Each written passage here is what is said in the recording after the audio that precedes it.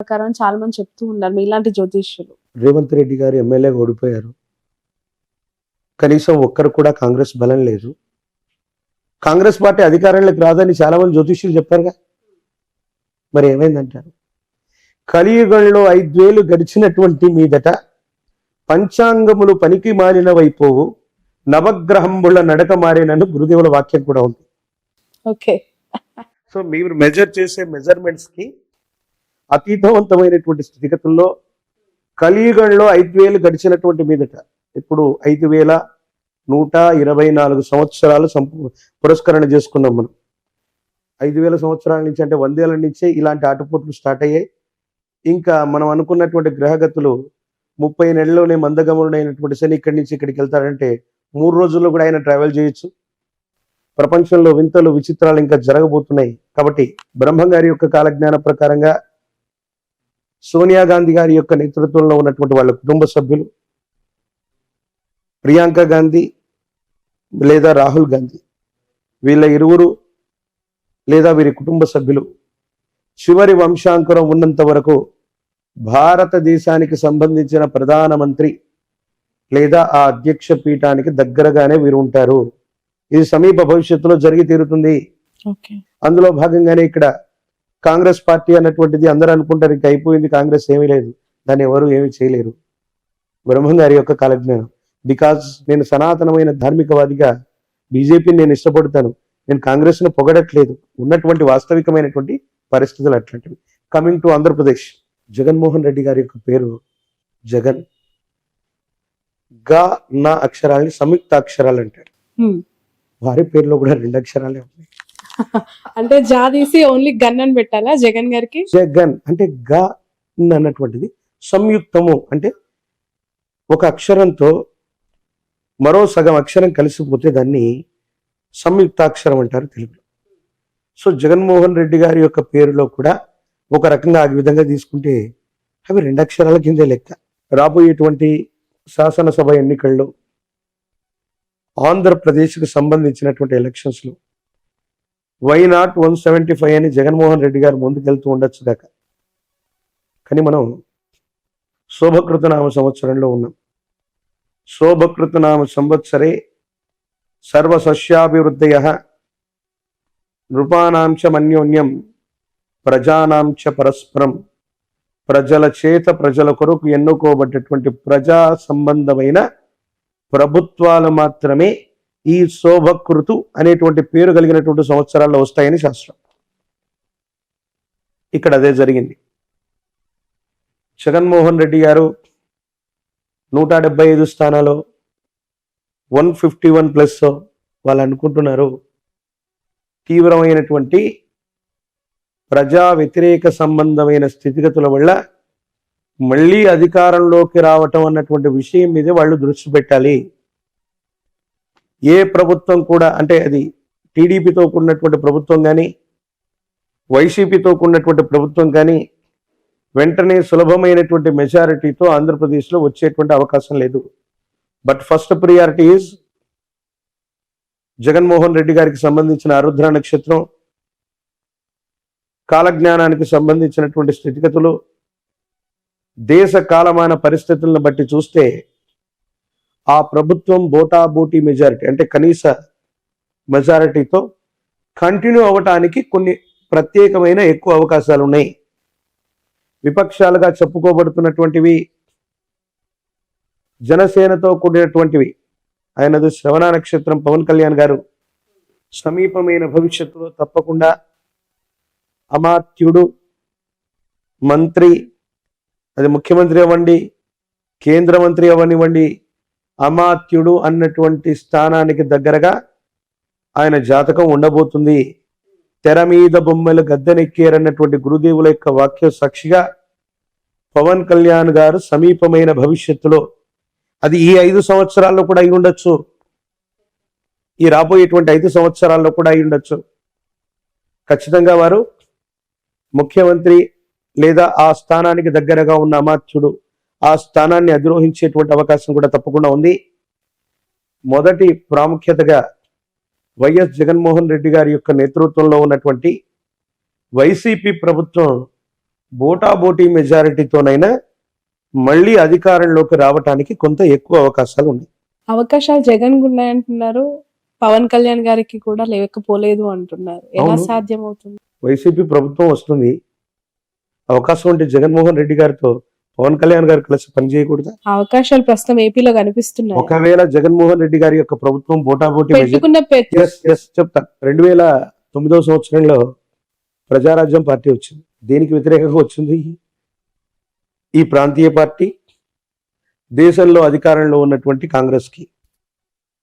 అందరూ చిరంజీవి గారి యొక్క జీవితాన్ని, రాజకీయ జీవితాన్ని గొప్ప ఫెయిల్యూర్ అంటారు. నేను చెప్తాను, అది చాలా సక్సెస్ఫుల్. అది ఎవరికి సాధ్యం కాని అంశాన్ని ఆయన చేశారు.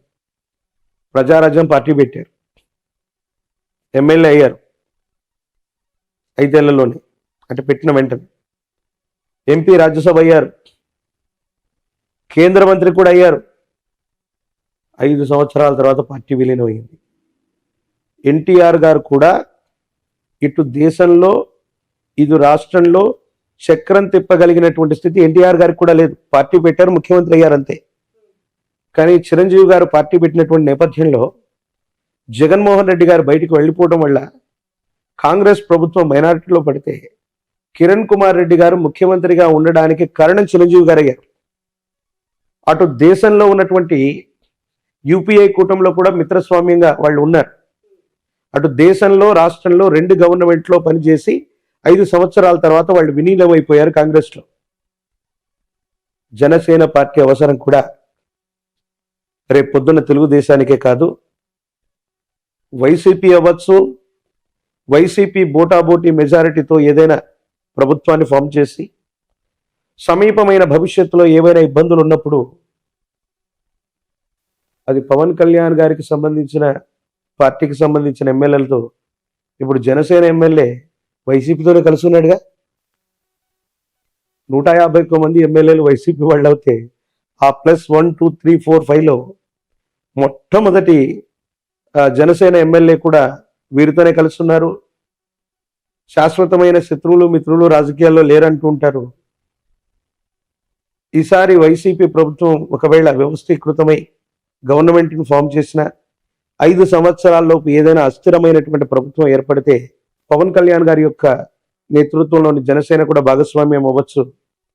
లేదా వీటన్నిటికీ కూడా సమీప భవిష్యత్తులో ఆల్టర్నేట్గా ఉండి జనసేన సొంతంగా అవకాశం, అంటే మళ్ళీ రాబోయే 5 సంవత్సరాలకు అటు ఇటుగా సొంతంగా వాళ్ళుగా ప్రభుత్వాన్ని ఏర్పాటు చేయగలిగిన స్థితి కూడా ఖచ్చితంగా ఉంది. ఖచ్చితంగా పవన్ కళ్యాణ్ గారు జీవితకాలం అంటే మళ్ళీ ఎక్కువ ఏళ్ళు అనుకునేరు, 5 సంవత్సరాల కాలానికి అటు ఇటుగా. చాలా మంది ఆయన జాతకం గురించి ఏదో చెప్తున్నారు. ఒక్క రోజైనా ఒక్క క్షణమైనా ముఖ్యమంత్రి, ఆ అమాత్యుడు అన్నటువంటి ఆ స్థానంలో ఖచ్చితంగా కూర్చునే అవకాశం కనబడుతుంది. Okay, right. చంద్రబాబు నాయుడు గారు, నారా లోకేష్ గారి గురించి ఏం చెప్తారు? అంటే వాళ్ళు చాలా కష్టపడుతూ ఉన్నారు పార్టీకి సంబంధించి. ఏపీలో పరిస్థితులు ఏ విధంగా ఉన్నాయి ఆ పార్టీకి సంబంధించి? పుష్యమి నక్షత్రం చంద్రబాబు నాయుడు గారు, కొంతమంది హస్త నక్షత్రం అని అంటారు. వారి జన్మజాతకాన్ని అనుసరించి ఒకవేళ నా ప్రశ్నాశాస్త్రాన్ని అనుసరించి చూస్తే 2 సంవత్సరాల క్రితం చెప్పాను, 2023లో ఇబ్బందికరమైనటువంటి స్థితిగతులు, ఆరోగ్యపరమైనటువంటి అంశాలు, ఇబ్బందులు ఆయన యొక్క జన్మజాతకంలో కేతు సంబంధమైనటువంటి స్థితిగతి అధికంగా ఉండటం వల్ల కొన్ని ఇబ్బందులు, సమస్యలు, ప్రతిబంధకాలు ఇప్పుడు ఆయన జాతకంలో జరుగుతున్నాయి. కానీ నారా లోకేష్ గారి యొక్క జాతకం మాత్రం బాగుంది. చంద్రబాబు నాయుడు గారి యొక్క జాతకంలో మనం ఇందాక అనుకున్నాం, మారక దశలు, ద్వితీయ సప్తమ స్థానాల్లో ఉన్నటువంటి గ్రహాలు వాటి యొక్క దశలు వచ్చినప్పుడు మనిషికి మరణ సమానమైనటువంటి కష్టం వస్తుంది. వారి యొక్క జాతకాన్ని నేను అనాలిసిస్ చేస్తే 2002, 2004 మధ్యలో సప్తమ స్థానానికి సంబంధించి శనికి సంబంధించినటువంటి దశ జరిగింది, అంతర్దశ. అలిపిరి ఘాట్లో ఓ పెద్ద ప్రమాదం సంభవించింది. అప్పుడు ఆయన ముఖ్యమంత్రిగా ఉన్నారు, మన ఉభయ ఆంధ్రప్రదేశ్కి ముఖ్యమంత్రిగా ఉన్నారు. అప్పుడు వెంటనే వారు బై ఎలక్షన్స్కి వెంటనే వెళ్ళిపోవడం, ముందస్తు ఎన్నికలకు వెళ్ళిపోవటం, రిజైన్ చేయటం, ప్రాణం మాత్రం కాపాడుకోగలిగారు. పదవి పోయింది. 10 ఏళ్ల వరకే మళ్ళీ ఆయన అధికారంలోకి రాలేదు. మళ్ళీ కమింగ్ టు ద్వితీయ సప్తమ స్థానాలకు సంబంధించిన స్థితిగతుల్లో అలాంటి అంతర్దశలు 2023లో మొదలయ్యాయి. కొన్ని చిన్న చిన్న ఇబ్బందులు, వెంటనే అధికారంలోకి రావటానికి ఆయన మేధస్సు, శరీరం, ఆరోగ్యం సహకరించలేకపోవటం. 2028 నేను మళ్ళీ చెప్తున్నాను, 2028వ సంవత్సరం ప్రారంభానికి అటు ఇటుగా మాన్యశ్రీ మాజీ ముఖ్యమంత్రి వర్యులు శ్రీ నారా చంద్రబాబు నాయుడు గారి యొక్క జాతకంలో ఇబ్బంది కలిగించేటువంటి దశలు ఉన్నాయి. ఆరోగ్యపరంగా కానీ, మరణ సమానమైనటువంటి కష్టాలు కానీ, తీవ్రమైనటువంటి ఇబ్బంది కలిగించేటువంటి గ్రహగతులు 2028 ప్రారంభంలో ఆయనకు సంబంధించిన వ్యక్తిగతమైనటువంటి జాతకం, నాకు తెలిసినటువంటి ప్రశ్నాశాస్త్రాన్ని సంయుక్తం చేసుకుంటే ఇప్పటికే ఆయనకు సంబంధించిన కొన్ని విషయాల్ని భవిష్యత్తుకు సంబంధించి నేను ప్రెడిక్ట్ చేసి చెప్పడం జరిగింది. మళ్ళీ కూడా చెప్తున్నాను, ఈ ఉభయ తెలుగు రాష్ట్రాల్లో, ఈ హైదరాబాద్లో సైబరాబాద్ సిటీ ఉంది అంటే, అత్యాధునిక సాంకేతిక పరిజ్ఞానం మన భాగ్యనగరంలో ఉంది అంటే ఒక గొప్ప అడ్మినిస్ట్రేటర్. ఆంధ్రప్రదేశ్ రాష్ట్రంలో అమరావతి రావాలన్నా, దేశం మొత్తం గర్వించదగినటువంటి రాజధాని నగరం ఉండాలన్నా అలాంటి గొప్ప వ్యక్తి అధికారంలోకి రావాలి.